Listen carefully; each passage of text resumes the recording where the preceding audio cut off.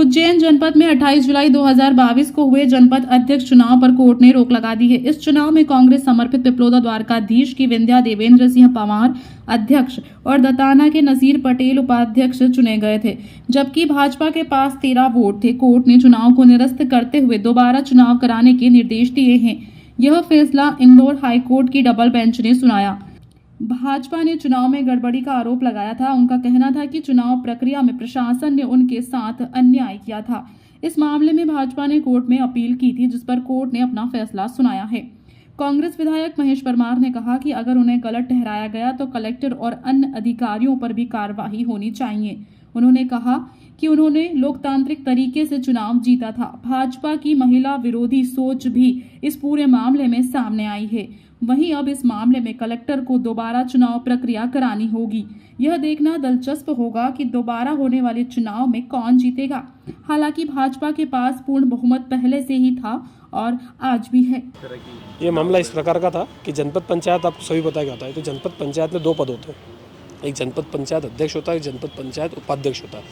तो इन दोनों पदों के लिए चुनाव होते हैं। जो जनपद पंचायत के सदस्य होते हैं वो लोग मिलकर इस निर्वाचन को पूर्ण करते हैं। जिस प्रकार से 22/7/2022 को इलेक्शन हुआ था जनपद पंचायत अध्यक्ष का, इसके अंदर कुल मिलाकर टोटल 25 जनपद पंचायत के सदस्य थे। उनके द्वारा वोटिंग होनी थी, जिसमें मात्र 12 लोगों के द्वारा वोट डाले जाते हैं और एक निष्पक्ष रूप से जो चुनाव होना था वो होता नहीं है। सिर्फ 12 लोग 25 में से 12 लोग के वोट डलते हैं और 12 लोग के वोट डलने के बाद में चुनाव को कंप्लीट करके किसी एक व्यक्ति को अध्यक्ष पद का उम्मीदवार घोषित कर दिया जाता है। उम्मीदवार के साथ में अध्यक्ष पद का उस व्यक्ति को सही घोषित कर दिया जाता है और साथ में इसके बाद में जो उपाध्यक्ष पद का जो चुनाव होता है वो चुनाव ही नहीं होता है। तो इस वजह से जो ये चुनाव थे उसको हमने आपत्ति जताई। इस पर जो इसका प्रथम सम्मेलन था उस पर हमारे द्वारा कलेक्टर ऑफिस में एक अपील लगाई कि उसके अंदर हमको वहाँ पर स्टे। ये भारतीय जनता पार्टी का महिला विरोधी मानसिकता उजागर हुई है। लोकतांत्रिक तरीके से चुनाव हुए थे, वीडियोग्राफी उसकी हुई है। भारत निर्वाचन आयोग के नियम से चुनाव हुआ, तात्कालिक कलेक्टर वहाँ थे, जो निर्वाचन अधिकारी नियुक्त किया वो वहाँ थे, पूरी जनता के सामने हुआ है।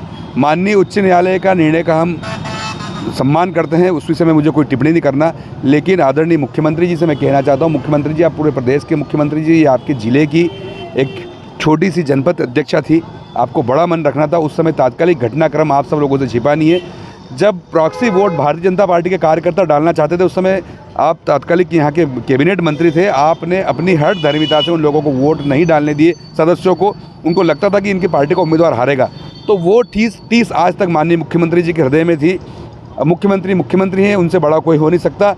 लेकिन ये भाजपा का चाल चरित्र चेहरा, एक ज़िले की महिला और जिस परिवार की वो महिला है, मुझे लगता है कि जो संगठन है, जो उन सब लोगों को आगे आना चाहिए। हम सब लोग तो लड़ाई लड़ेंगे, माननीय सुप्रीम कोर्ट भी हम जाएंगे, वहाँ भी निवेदन करेंगे। लेकिन मुख्यमंत्री जी और भारतीय जनता पार्टी को ये निर्णय हुआ है, कहीं न कहीं उज्जैन के हर एक कार्यकर्ता में, उज्जैन के सच्चे जनसेवक के मन में ये टीस है कि इस तरह की घटना लोकतंत्र के लिए दुर्भाग्यपूर्ण है।